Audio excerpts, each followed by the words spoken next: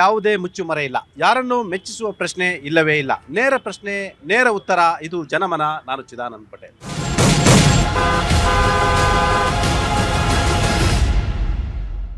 ನಮ್ಮ ಶಾಸಕರುಗಳಿಗೆ RCB ticket, RCB match ticket free ಬೇಕಂತೆ. 4 ಟಿಕೆಟ್ಗಳನ್ನು ಡಿಮ್ಯಾಂಡ್ ಮಾಡಿದ್ದಾರೆ. ವಿಧಾನಸಭೆ ಅಧಿವೇಶನದಲ್ಲೇ ತಮಗೂ ಮತ್ತು ತಮ್ಮ ಕುಟುಂಬಕ್ಕೂ ಕೂಡ ಉಚಿತವಾಗಿ ಟಿಕೆಟನ್ನು ಕೊಡಬೇಕು ಅಂತೇಳಿ ಬೇಡಿಕೆಯನ್ನು ಇಟ್ಟಿದ್ದಾರೆ. ಸ್ಪೀಕರ್ UT ಖಾದರ್ ಅವರು ಸದ್ಯಕ್ಕೆ ಬೇಡಿಕೆಗೆ ಅಸ್ತು ಅಂತ ಹೇಳಿದ್ದಾರೆ. ಮತ್ತೊಂದು ಕಡೆ KCA ಚೇರ್ಮನ್ ಆಗಿರ್ತಕ್ಕಂಥ ವೆಂಕಟೇಶ್ ಪ್ರಸಾದ್ ಅವರು 2 ಟಿಕೆಟ್ ಕೊಡಲಿಕ್ಕೆ ಒಪ್ಪಿರ್ತಕ್ಕಂಥದ್ದು. ಈಗಾಗಲೇ 16 ಎಕರೆ ವಿಸ್ತೀರ್ಣದಲ್ಲಿರ್ತಕ್ಕಂಥ ಚಿನ್ನಸ್ವಾಮಿ ಕ್ರಿಕೆಟ್ ಸ್ಟೇಡಿಯಂ ತಿಂಗಳಿಗೆ ಬರೋಬ್ಬರಿ ಕೇವಲ 1600 ರೂಪಾಯಿ ಬಾಡಿಗೆಯನ್ನು ಸರ್ಕಾರಕ್ಕೆ ಕೊಡ್ತಿರ್ತಕ್ಕಂಥದ್ದು. 16 ಎಕರೆ ಪ್ರದೇಶದಲ್ಲಿ ಇರ್ತಕ್ಕಂಥದ್ದು. ಎಲ್ಲದರ ನಡುವೆ ದಾವಣಗೆರೆ ಮತ್ತು ಬಾಗಲಕೋಟೆ ಉಪಚುನಾವಣೆ ನಡೀತಿರ್ತಕ್ಕಂಥದ್ದು. ಈ ಒಂದು ಉಪಚುನಾವಣೆ ಕಾಂಗ್ರೆಸ್ಗೂ ಕೂಡ ಮಹತ್ವದಾಗಿರ್ತಕ್ಕಂಥದ್ದು. ಮತ್ತೊಂದು ಕಡೆ ಭಾರತೀಯ ಜನತಾ ಪಕ್ಷ ಆಡಳಿತ ವಿರೋಧಿ ಅಲೆ ಇದೆ ಅಂತ ಹೇಳ್ತಿದೆ. ಹಾಗಾಗಿ ಆಡಳಿತ ಅಲೆ ವಿರೋಧಿ ಇದೆಯಾ ಅನ್ನೋದನ್ನು ತಾವು ಗೆದ್ದು ತೋರಿಸ್ಬೇಕಾಗಿರ್ತಕ್ಕಂಥದ್ದು. ಈ ಎಲ್ಲ ವಿಚಾರಗಳ ಬಗ್ಗೆ ನಾವು ಇವತ್ತು ಚರ್ಚೆ ಮಾಡ್ತೀವಿ. ಆರಂಭದಲ್ಲಿ ನಾವು IPL ಮ್ಯಾಚ್ ಬಗ್ಗೆ ನಾವು ಕೇಳ್ತೀವಿ. ಟಿಕೆಟನ್ನು ಕೇಳಿದ್ದಾರೆ ಶಾಸಕರು. 4 ಅಥವಾ 5 ಟಿಕೆಟನ್ನು ಉಚಿತವಾಗಿ ಕೊಡಿ ಅಂತ ಹೇಳ್ತಿದ್ದಾರೆ. ಮತ್ತೊಂದು ಕಡೆ 16 ಎಕರೆ ಜಾಗವನ್ನು ನಾವು ಕೇವಲ 1600 ರೂಪಾಯಿ ಕೊಟ್ಟಿದ್ವಿ, ಅಲ್ಲಿ ಒಳಗಡೆ ಹೋದರೆ ಕನಿಷ್ಠ ಗೌರವ ಕೊಡಲ್ಲ ಅಂತೇಳಿ ವಿಪಕ್ಷ ನಾಯಕ R ಅಶೋಕ್ ಕೂಡ ಕಿಡಿಕಾರಿದ್ದಾರೆ. ಇತ್ತೀಚೆಗೆ 11 ಜನ ಕಾಲು ತುಳಿತದಲ್ಲಿ ಸತ್ತೋಗಿ ಇನ್ನೂ ಅದು ಮಾಸಿಲ್ಲ. ಈಗಾಗಲೇ ಜನರ ಸಮಸ್ಯೆ 108 ಇರುವಾಗ ಟಿಕೆಟಿನ ಅವಶ್ಯಕತೆ ಈಗ ಸರಿಸುಮಾರು ವಿಧಾನಸಭಾ ಎಲ್ಲ ಚೆಕ್ ಮಾಡಿದರೆ 300 ಜನ VVIP ಆಗ್ತಾರೆ. ಆ 300 ಜನಕ್ಕೆ 4 ಟಿಕೆಟ್ ಬೇಕು ಅಂದಾಗ 1200 ಜನ ಅಲ್ಲಿ ಅವರಿಗೆ ಕೊಟ್ಬಿಟ್ರೆ ಜನಸಾಮಾನ್ಯರಿಗೆ ಎಲ್ಲಿ ಹೋಗಬೇಕು? ಖಂಡಿತ ನಾನು ಇದಕ್ಕೆ ಸಮ್ಮತ ಇಲ್ಲ ಅಂತ ಹೇಳ್ತೀನಿ ನಾನು. ಯಾಕಂದರೆ ಈ VVIP ಸಂಸ್ಕೃತಿ ಅನ್ನೋದು 2 ಕೊಡ್ತಾರೆ, 1 ಕೊಡ್ತಾರೆ, ಓಕೆ, 4 ಕೇಳಿದ್ದು ತಪ್ಪು. ಅದು ಅಲ್ಲದೆ ಬೇರೆ ಸಮಸ್ಯೆಗಳಿದೆ. ನೀವು ಈಗ ಏನು ಬೈ ಎಲೆಕ್ಷನ್ ಬಗ್ಗೆ ಮಾತಾಡ್ತಿದ್ದೀರಿ. ಬೈ ಎಲೆಕ್ಷನ್ ದಾವಣಗೆರೆ ನಾವು ಇದುವರೆಗೆ ಬರದೇ ಇರುವ ಜಾಗ ಇರ್ಬೋದು. ಜನ ವಿರೋಧಿ ಯಾವ ಥರ ಇದೆ ಅನ್ನೋದನ್ನು ಈ ಸರಿ ಎಲೆಕ್ಷನಲ್ಲಿ ನಾವು ತೋರಿಸ್ಕೊಡ್ತೀವಿ.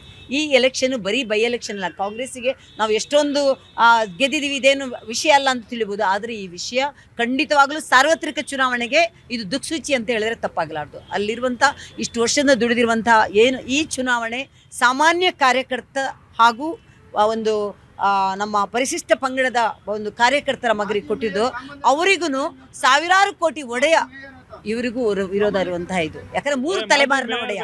ನಾನು ಹೇಳ್ತಿರೋದು ಈ ಥರದಲ್ಲಿ ಖಂಡಿತವಾಗ್ಲೂ ಜನ ಇದಕ್ಕೆ ಸರಿಯಾಗಿ ಉತ್ತರ ಕೊಡ್ತಾರೆ. ಯಾಕೆಂತ ಹೇಳ್ತೀನಿ ಕೇಳಿ. ಮುಸಲ್ಮಾನರು ಅಲ್ಪಸಂಖ್ಯಾತರು ಬರೀ ಚುನಾವಣೆಗೆ ಸೀಮಿತ. ಇವರು ಪ್ರತಿ ಎಲ್ಲಾ ಕಡೆನೂ ಮೂಗಿಗೆ ತುಪ್ಪ. ಕಾಂಗ್ರೆಸ್ ಹೇಳ್ತಾರೆ ಅಲ್ಪಸಂಖ್ಯಾತರ ಬಗ್ಗೆ ನೀವು ಮಾತಾಡಬಾರ್ದು ಅಂತ. ಯಾಕಂತ ಹೇಳಿದ್ರೆ ಕಳೆದ ವಿಧಾನಸಭೆ ಚುನಾವಣೆಯಲ್ಲಿ ಒಂದೇ ಒಂದು ನೀವು ಟಿಕೆಟ್ ಕೊಟ್ಟಿಲ್ಲ. ಈ ಇಶ್ಯೂ ಇಟ್ಕೊಂಡು ನೀವು ಅಲ್ಪಸಂಖ್ಯಾತರ ಮೇಲೆ ಈ ರೀತಿ ಪ್ರೀತಿ ತೋರಿಸ್ತಿಲ್ಲ. ಇದು ಯಾವ ಪ್ರೀತಿ? ನಾವು ಟಿಕೆಟ್ ಕೊಟ್ಟಿಲ್ಲ ಅಂತ ಅವ್ರು ಜಗಜ್ಜಾಹೀರ ನೀವೇ ಕೊಟ್ಬಿಡ್ಬೇಕಿತ್ತಲ್ಲ. ಆದ್ರೆ ಅವರು ಇದುವರೆಗೆ ಇತಿಹಾಸದಲ್ಲಿ ಎಲ್ಲೆಲ್ಲಿ ಕೊಟ್ಟಿದ್ದಾರೆ, ಯಾವ ತರ ಮಾಡಿದ್ದಾರೆ, ಯಾವ ತರ ಮೋಸ ಮಾಡಿದ್ದಾರೆ. ಮುಸಲ್ಮಾನರಿಗೆ ಏನೇ ಹೇಳಿದ್ರು ನಾವು ಸಬ್ಕ ಸಾಥ್, ಸಬ್ಕ ವಿಕಾಸ್, ಸಬ್ಕ ವಿಶ್ವಾಸ್, ಸಬ್ಕ ಪ್ರಯಾಸ್ ಅಂತಲೇ ಇರೋದು. ಟಿಕೆಟ್ ಕೊಡಲ್ಲಲ್ರಿ. ಎಲೆಕ್ಷನ್ MP ಎಲೆಕ್ಷನ್ಗೆ ಎಷ್ಟು ಟಿಕೆಟ್ ಕೊಟ್ಟಿದ್ದೀರಾ? MLA ಎಲೆಕ್ಷನ್ಗೆ ಎಷ್ಟು ಟಿಕೆಟ್ ಕೊಟ್ಟಿದ್ದೀರಾ? ಒಂದೇ ಒಂದು ಟಿಕೆಟ್ ಕೊಟ್ಟಿಲ್ಲ. ನೀವು ಈಗ ಸಿಂಪತಿನ ಯಾಕೆ ತೋರಿಸ್ತಿದ್ದೀರಾ? ಯಾವತ್ತಾದ್ರೂ ನರೇಂದ್ರ ಮೋದಿ ಅಥವಾ BJP ಅವರು ಯಾವತ್ತಾದ್ರೂ ಕೂಡ ಇದು ಹಿಂದೂಗಳಿಗೆ ಮಾತ್ರ ಅಂತ ಎಲ್ಲಾದ್ರೂ ಮಾಡಿದಾರ? ಯಾವತ್ತಾದ್ರೂ? ಅದೇ ಆದ್ರೆ ಕಾಂಗ್ರೆಸ್ ಏನ್ ಮಾಡುತ್ತೆ ಹೇಳಿ, ಇದು ಹಿಂದೂಗಳಿಗೆ ಅಂತ ಹೇಳಿ ಮೂಗಿಗೆ ಬೆಲ್ಲ ತುಪ್ಪ ಸವರೋ ಕೆಲಸ. ಯಾವತ್ತೂ ಕೂಡ ಭಾರತೀಯ ಜನತಾ ಪಾರ್ಟಿ ಸಬ್ಕ ಸಾಥ್ ಅಂತಲೇ ಇರೋದು. ಯಾವತ್ತು ಹಿಂದೂಗಳಿಗೆ ಇದು, ಮುಸ್ಲಿಮರಿಗೆ ಇದು ಅಂತ ಭೇದ ಭಾವ ಮಾಡೇ ಇಲ್ಲ. ಧರ್ಮ ಒಡೆಯುವುದೇನಾದ್ರೂ ಇದ್ರೆ ಸಿದ್ದರಾಮಯ್ಯನವರು. ನಾವು ನೋಡಿ, ಕೊನೆಯದಾಗಿ ಒಂದು ವಿಷಯ ಇಂಪಾರ್ಟೆಂಟ್ ಹೇಳಲೇಬೇಕು. ಮುಸಲ್ಮಾನರು ವೋಟ್ ಕೇಳುವಾಗ ನಮ್ಮ ಕಮ್ಯುನಿಟಿ ಇಷ್ಟಿದೆ, ನಮ್ಮ ಒಂದು ಧರ್ಮ ಇಷ್ಟಿದೆ ಅಂತ ಹೇಳ್ತಾರೆ. ಆದ್ರೆ ಹಿಂದೂಗಳು ಮಾತ್ರ ಜಾತಿ ಇಷ್ಟಿದೆ ಅಂತ ಹೇಳಬೇಕು, ಧರ್ಮ ಹೇಳೋದಿಲ್ಲ. ನೋಡಿ, ಯಾವತ್ತಿದ್ರು ಕೂಡ ಜಾತಿ ಧರ್ಮ ಒಡೆಯುವ ಕೆಲಸನ ಸಿದ್ದರಾಮಯ್ಯನವರು ಮಾಡ್ತಾನೆ ಇದ್ದಾರೆ. ಈ ಎಲೆಕ್ಷನ್ ಅವರಿಗೆ ಪಾಠ ಕಲಿಸುತ್ತೆ. ರಾಜ್ಯದಲ್ಲಿ ಅನೇಕ ಸಮಸ್ಯೆಗಳಿದ್ದು, ಅನೇಕ ಜ್ವಲಂತ ಸಮಸ್ಯೆಗಳು ಇರ್ತಕ್ಕಂಥದ್ದು. ಈ ಎಲ್ಲ ಸಮಸ್ಯೆಗಳ ನಡುವೆ IPL ಟಿಕೆಟ್ಗೆ ಬೇಡಿಕೆ ಇಟ್ಟಿರತಕ್ಕಂಥದ್ದು ಎಷ್ಟು ಮಟ್ಟಕ್ಕೆ ಸರಿ? ಈಗ ಇದು ಮೊದಲಿಂದನೇ ನಡ್ಕೊಂಡು ಬಂದಿರತಕ್ಕಂಥ ವಿಷಯ. ಪಾಸ್ಗಳು ಕೊಡೋದು BJP ಸರ್ಕಾರ ಇದ್ದಾಗಲೂ ನಡೀತು, ಕಾಂಗ್ರೆಸ್ ಸರ್ಕಾರ ಇದ್ದು ನಡೀತು, JDS ಇದ್ದಾಗ ನಡೀತು. ಏಕೆ ನನ್ನ ಸದನದಲ್ಲೂ ಸಹ ಅಶೋಕ್ ಅವರು ಸಹ ಅದಕ್ಕೆ ಧ್ವನಿ ಜೋಡಿಸಿದ್ದಾರೆ. ಸೊ ಹಾಗಾಗಿ ಇವರು ಅದಕ್ಕೆ ನಾನು ವಿರೋಧ ವ್ಯಕ್ತಪಡಿಸ್ತೀನಿ ಅಂದರೆ ಇವರು ಅಶೋಕ್ ಅವ್ರಿಗೆ ಇವರು ವಿರೋಧ ವ್ಯಕ್ತಪಡಿಸ್ಬೇಕು ಫಸ್ಟು. ಅರ್ಥ ಆಯ್ತಾ? ಅವರು ಒಂದು ಜನರಲ್ ಆಗಿ ಹೆಂಗೆ ಕೇಳಬೇಕು ಆ ರೀತಿ ಎಲ್ಲ MLAಗಳಿಗೂ ಇದನ್ನು ಕೊಡಿ ಅಂತ ಕೇಳಿದವರು. ಏನೋ ಕಾಂಗ್ರೆಸ್ ಅವ್ರಿಗೆ ಕೊಡಿ, BJP ಅವ್ರಿಗೆ ಕೊಡಿ ಅಂತ ಕೇಳಲಿಲ್ಲ. ಇದು ಒಂದು ಚಿಕ್ಕ ವಿಷಯ. ಇದನ್ನು ಹೋಗಿ ಇವರು ಇಷ್ಟು ದೊಡ್ಡದಾಗಿ ತೊಗೊಂಡು ಮಾತಾಡೋದು ಎಷ್ಟು ಮಟ್ಟಕ್ಕೆ ಸರಿ ಅನ್ನೋದು ಗೊತ್ತಿಲ್ಲ. ಅದಾದಮೇಲೆ ದಾವಣಗೆರೆ ವಿಷಯ ಬೈ ಎಲೆಕ್ಷನ್ ಬಗ್ಗೆ ಮಾತಾಡೋಕ್ಕೆ ಬಂದರು. ದಾವಣಗೆರೆ ಬೈ ಎಲೆಕ್ಷನ್ ವಿಷಯ ಮಾತಾಡಬೇಕಾದ್ರೆ ಹೇಳಿದ್ರೆ ಬಿ ಜೆ ಪಿ ಅವ್ರಿಗೆ 2 ನಾಳಿಗೆ ಅಂತ ಹೇಳಿದ್ರೆ ತಪ್ಪಾಗ್ಲಾರ್ದು. ಏನಕ್ಕೆ ಅಂತ ಹೇಳಿದ್ರೆ ಅದನ್ನ ಹೇಳ್ಬಿಡ್ತೀನಿ. ಯಾಕೆ ಅದು 2 ನಾಳಿಗೆ ಅಂತ ಹೇಳ್ತೀನಿ ಅಂದರೆ, ಈಗ ಏನಾದರೂ ನಾವು ಮುಸಲ್ಮಾನರಿಗೆ ಟಿಕೆಟ್ ಕೊಡಕ್ಕೆ ಹೋದ್ರೆ ಮುಸಲ್ಮಾನರನ್ನ ಓಲೈಕೆ ಮಾಡ್ತೀರಾ ಅಂತ ಹೇಳ್ತೀರಾ. ಇವತ್ತು ಮುಸಲ್ಮಾನರಿಗೆ ನಾವು ಟಿಕೆಟ್ ಕೊಟ್ಟಿಲ್ಲ ಅಂದ್ರೆ ಯಾಕೆ ನೀವು ಮುಸಲ್ಮಾನರಿಗೆ ಟಿಕೆಟ್ ಕೊಟ್ಟಿಲ್ಲ ಅಂತ. ಆದರೆ ಇವರು ಸಹ ಮುಸಲ್ಮಾನರಿಗೆ ಟಿಕೆಟ್ ಕೊಡಲ್ಲ. ಹಾಗಾಗಿ ಸುಮ್ಮನೆ ಅದ್ರ ಬಗ್ಗೆ ಎಲ್ಲ ಮಾತಾಡಿಕೊಂಡು ರಾಜಕೀಯವಾಗಿ ಪ್ರತಿಯೊಂದು ಸಲನೂ ನೀವು ಕಾರ್ಡ್ನ ಯೂಸ್ ಮಾಡೋದು ಸರಿಯಲ್ಲ ಅಂತ ನನ್ನ ಒಂದು ಭಾವನೆ. ಎಸ್ ಸರ್, ಎಲ್ಲ ಒಂದು ಕಡೆ ಈಗ RCB ಮ್ಯಾಚ್ ಇದೆ, ನಮಗೆ ಟಿಕೆಟ್ ಬೇಕಂತ ಕೇಳಿದ್ದಾರೆ. ಅಶೋಕ್ ಕೂಡ ಪರೋಕ್ಷವಾಗಿ ಕೇಳಿದ್ರು. ಎಲ್ಲ MLAಗಳು ಕೂಡ ಇದು ಬೇಕಾಗಿರ್ತಕ್ಕಂಥದ್ದು. ಅನೇಕ ರಾಜ್ಯದ ಸಮಸ್ಯೆಗಳ ಬಗ್ಗೆ ಯಾರೂ ಡಿಮ್ಯಾಂಡ್ ಮಾಡಲ್ಲ, ಟಿಕೆಟ್ ಬಗ್ಗೆ ಮಾತ್ರ ಡಿಮ್ಯಾಂಡ್ ಮಾಡ್ತಾರೆ. ಸರ್ ಟಿಕೆಟ್ ಕೊಳ್ಳೇಬೇಕು. ಏನಕ್ಕೆ ಏನು ಕೆಲಸ ಅಂತೂ ಮಾಡ್ತಾ ಇಲ್ಲ. ಎಂಟರ್ಟೈನ್ಮೆಂಟ್ ಆದರೂ ಹೋಗಿ ನೋಡ್ಕೊಂಡು ಬರಲಿ. MLAಗಳಿಗೆ ಏನು ಕೆಲಸ ಇದೆ? ಏನಾದರೂ ಮಾಡ್ತಾರಂದ್ರೆ ಅವ್ರು ಟಿಕೆಟ್ ಕೇಳಿಲ್ಲ ಅಂದ್ರೆ ನಡೆಯುತ್ತೆ. ಅವ್ರಿಗೆ ಮಾಡೋಕ್ಕೆ ಕೆಲಸನೇ ಇಲ್ಲ. ನೀವು MLAಗಳಿಗೆ ಅವಮಾನ ಮಾಡ್ತಿದ್ದೀರಾ. ಯಾಕಂದ್ರೆ ಆಮ್ ಆದ್ಮಿ ಪಾರ್ಟಿ ಒಂದು ಕಾರ್ಪೊರೇಷನ್ ಕ್ಯಾಂಡಿಡೇಟು ಇಲ್ವಲ್ಲ, ಹಂಗಾಗಿ ಅವಮಾನ ಇಲ್ಲ. ಅವ್ರ ಮುಖದ ಮೇಲೆ ಹೇಳ್ತಾ ಇದೀವಿ. ಏನಕ್ಕಂದ್ರೆ 5 ಟಿಕೆಟ್ ಏನಕ್ಕೆ ಕೇಳ್ತಾ ಇದಾರೆ ಗೊತ್ತಾ? ಅವ್ರ ಮನೆಯವ್ರು ಕರ್ಕೊಂಡು ಹೋಗಕ್ಕೆ. ಅದು ಕಾರ್ಯಕರ್ತಕ್ಕೆ ಸಿಗಲ್ಲ, ಅವ್ರ ಮನೆಯವ್ರಿಗೆ ಸಿಗತ್ತೆ. ಯಾವ ತರ ಇವಾಗ ದಾವಣಗೆರೆಯಲ್ಲಿ ಟಿಕೆಟ್ ಕೊಟ್ಟಿದ್ದಾರೆ ಅವ್ರ ಫ್ಯಾಮಿಲಿ ಅವ್ರಿಗೆ, ಆ ತರ IPL ಟಿಕೆಟ್ ಕುಟುಂಬಕ್ಕೋಸ್ಕರ ಅವ್ರು ಕೇಳ್ತಾ ಇರೋದು. ಯಾರೋ ಸಾಮಾನ್ಯ ಜನರಿಗೆ ಸಿಗಲ್ಲ. ಇನ್ನೊಂದು ಕಾಂಗ್ರೆಸ್ ಅವ್ರು ಇವಾಗ ಹೇಳ್ತಾ ಇದ್ರು, ಮುಸಲ್ಮಾನರ ಬಗ್ಗೆ ಜಾಸ್ತಿ ಪ್ರೀತಿ ಬಂದ್ಬಿಟ್ಟಿದೆ. ನಮ್ಮ ದೇಶ ಫ್ರೀಡಮ್ ಬಂದು 75 ವರ್ಷಕ್ಕಿಂತ ಜಾಸ್ತಿ ಆಯ್ತು. ಆದರೆ ಕಾಂಗ್ರೆಸ್ ಇಂದ ಮಾತ್ರ ಮುಸಲ್ಮಾನರಿಗೆ ಫ್ರೀಡಮೇ ಸಿಗ್ತಾ ಇಲ್ಲ. ಪಾಪ ಒಂದು ಸೀಟ್ ಕೊಡಲ್ಲ, ಎಲ್ಲಾದ್ರೂ ನಿಂತ್ಕೊಂತಾರಂದ್ರೆ ಅಲ್ಲೂ ಹೋಗಿ ಕೈ ಕಾಲು ಹಿಡ್ದು ಮನೆಗೆ ಕರ್ಕೊಂಡು ಬಂದ್ಬಿಡ್ತಾರೆ. ಸರ್ ಯಾವ ತರ ದಾವಣಗೆರೆಯಲ್ಲಿ ಕೊಡ್ಬೇಕಾಗಿತ್ತು, ಏನಕ್ಕೆ ಕೊಟ್ಟಿಲ್ಲ? ಡಬಲ್ ಸ್ಟ್ಯಾಂಡರ್ಡ್ ಇವ್ರದ್ದು. ಬರೀ ಮುಸಲ್ಮಾನರು ಓಟ್ ಮಾತ್ರ ಬೇಕು. ಇವ್ರು ಕರೆಕ್ಟಾಗಿ ಎಲ್ಲಾದ್ರೂ ನಿಂತ್ಕೊಂತಾರಂದ್ರೆ ಅವ್ರಿಗೆ ಹೊಟ್ಟೆ ನೋವು. ನೋಡಿ, ಆಮ್ ಆದ್ಮಿ ಪಾರ್ಟಿಯವರು ನಾವು ಯಾವತ್ತೂ ಜಾತಿ ಭೇದ ಭಾವ ಮಾಡಿಲ್ಲ. ಕಾಶ್ಮೀರಿಂದ ಕನ್ಯಾಕುಮಾರಿವರೆಗೂ ನೋಡ್ಕೊಳ್ಳಿ, ಯಾವುದು ಫ್ಯಾಮಿಲಿ ಪಾಲಿಟಿಕ್ಸ್ ನಮ್ಮಲ್ಲಿ ಇಲ್ಲ. ದಯವಿಟ್ಟು ದಾವಣಗೆರೆ ಜನರಿಗೆ ಒಂದು ರಿಕ್ವೆಸ್ಟ್ ಮಾಡ್ಕೊತಾ ಇದೀವಿ. ಒಳ್ಳೆ ಕ್ಯಾಂಡಿಡೇಟ್ ಕೊಟ್ಟಿದ್ದೀವಿ, ವಿದ್ಯಾವಂತರಿಗೆ ಸೀಟ್ ಕೊಟ್ಟಿದ್ದೀವಿ, ಎಲ್ಲರೂ ಅವಕಾಶ ಮಾಡ್ಕೊಡ್ಬೇಕು. ಏನಕ್ಕಂದ್ರೆ ನಾವು ಜಾತಿ ಬಗ್ಗೆ ಮಾತಾಡ್ತಾ ಇಲ್ಲ. BJP ಅವರು ಹಿಂದೂ ಬಗ್ಗೆ ಮಾತಾಡ್ತಾರೆ, ಕಾಂಗ್ರೆಸ್ ಅವರು ಮುಸಲ್ಮಾನರ ಬಗ್ಗೆ ಮಾತಾಡ್ತಾರೆ, ನಾವು ದೇಶದ ಬಗ್ಗೆ ಮಾತಾಡ್ತಾ ಇದೀವಿ. ಆಮ್ ಆದ್ಮಿ ಪಾರ್ಟಿಗೆ ಎಲ್ಲರೂ ಸಪೋರ್ಟ್ ಮಾಡಬೇಕು. ಬದಲಾವಣೆ ಅನ್ನೋದು ದಾವಣಗೆರೆಯಿಂದ ಸ್ಟಾರ್ಟ್ ಆಗಲಿ ಕರ್ನಾಟಕದಲ್ಲಿ. ದಾವಣಗೆರೆ ಮತ್ತು ಬಾಗಲಕೋಟೆ ಚುನಾವಣೆ BJP ಮತ್ತು ಕಾಂಗ್ರೆಸ್ ಪಾಲ್ಗೆ ಮುಖ್ಯವಾದ ಚುನಾವಣೆ ಅಂತ ಹೇಳಲಾಗ್ತದೆ.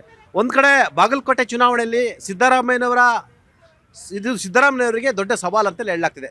ಸ್ವಪಕ್ಷದ ವಿರೋಧಿಗಳು ಮತ್ತು BJPಯರ ನಡುವೆ ಅವರು ಹೋರಾಟವನ್ನು ಮಾಡಬೇಕಾಗಿದೆ. ಒಂದು ವೇಳೆ ಬಾಗಲಕೋಟೆ ಚುನಾವಣೆಯಲ್ಲಿ ಏನಾದರೂ ಉಪಚುನಾವಣೆಯಲ್ಲಿ ಕಾಂಗ್ರೆಸ್ ಅಭ್ಯರ್ಥಿ ಸೋತ್ರೆ ಅದು ಸಿದ್ದರಾಮಯ್ಯನವರ ಸರ್ಕಾರದ ಸೋಲಲ್ಲ, ಅದು ಸಿದ್ದರಾಮಯ್ಯ ಸೋಲು ಅಂತೇಳಿ ಪರಿಗಣಿಸಲಿಕ್ಕೆ ಒಂದಷ್ಟು ಕಾಂಗ್ರೆಸ್ ಒಳಗಡೆ ಇರ್ತಕ್ಕಂಥವರೇ ಸಿದ್ದರಾಮಯ್ಯ ವಿರೋಧಿಗಳು ಕೂಡ ಅಲ್ಲಿ ಕೆಲಸವನ್ನು ಮಾಡ್ತಿರ್ತಕ್ಕಂಥದ್ದು. ಆ ಮುಖಾಂತರ BJPಗೆ ಅದು ಸಹಾಯ ಕೂಡ ಆಗ್ತಿದೆ ಅಂತ ಹೇಳಲಾಗ್ತದೆ. ಇನ್ನು ವೀರಣ್ಣ ಚರಂತಿ ಮಟ್ಟಿಗೆ ಅನೇಕ BJP ವಿರೋಧಿಗಳು ಕೂಡ ಇರ್ತಕ್ಕಂಥದ್ದು. ಸ್ವತಃ ಮುರುಗೇಶ್ ನಿರಾಣಿಗೂ ಕೂಡ ಅವ್ರಿಗೂ ಕೂಡ ವೈಯಕ್ತಿಕವಾಗಿ ರಾಜಕೀಯ ಸಂಬಂಧಗಳು ಕೂಡ ಸರಿ ಇಲ್ಲ ಅಂತ ಹೇಳ್ತಿರ್ತಕ್ಕಂಥದ್ದು. ಇಲ್ಲೊಂದು ಕಡೆ ವಿಜೇಂದ್ರ ಅವರು ಇದೀಗ ಬಾಗಲಕೋಟೆಯಲ್ಲಿ ಮೊಕ್ಕ ಮೂಡಿರ್ತಕ್ಕಂಥದ್ದು. ಯಾಕಂತ ಹೇಳಿದ್ರೆ ದಾವಣಗೆರೆಯಲ್ಲಿ ಎಲ್ಲೊಂದು ಕಡೆ ಅಂಡರ್ಸ್ಟ್ಯಾಂಡಿಂಗ್ ಪಾಲಿಟಿಕ್ಸ್, ಜಾತಿ ಪಾಲಿಟಿಕ್ಸ್ ಇರ್ತಕ್ಕಂಥದ್ದು. ಯಾಕಂತೇಳಿ ತಾವು ಗಮನಿಸ್ಬೋದು, ಶಾಮನೂರು ಶಿವಶಂಕರಪ್ಪನವರು ಬದುಕಿದ್ದಂಥ ಸಂದರ್ಭದಲ್ಲಿ ಕಾಂಗ್ರೆಸ್ನ ಶಾಸಕರಾಗಿದ್ದರೂ ಕೂಡ ಅವರು ಶಿವಮೊಗ್ಗದಲ್ಲಿ ರಾಘವೇಂದ್ರನ ಗೆಲ್ಲಿಸಿ ಅಂತ ನೇರವಾಗಿ ಹೇಳಿದರು. ಅಲ್ಲೂ ಕೂಡ ವೀರಶೈವ ಲಿಂಗಾಯತ ಜಾತಿ ಮತ್ತು ಅಂಡರ್ಸ್ಟ್ಯಾಂಡಿಂಗ್ ಕೂಡ ಇರ್ತಕ್ಕಂಥದ್ದು. ಈ ಬಾರಿ ಜನರಲ್ ಕ್ಷೇತ್ರದಲ್ಲಿ ಪರಿಶಿಷ್ಟ ಪಂಗಡದವರಿಗೆ ಟಿಕೆಟ್ ಕೊಡುವ ಮುಖಾಂತರ ಎಲ್ಲೊಂದು ಕಡೆ ಇಲ್ಲೂ ಕೂಡ ಲಿಂಗಾಯತ ಮತಗಳು ಸಾಲಿಡ್ ಆಗಿ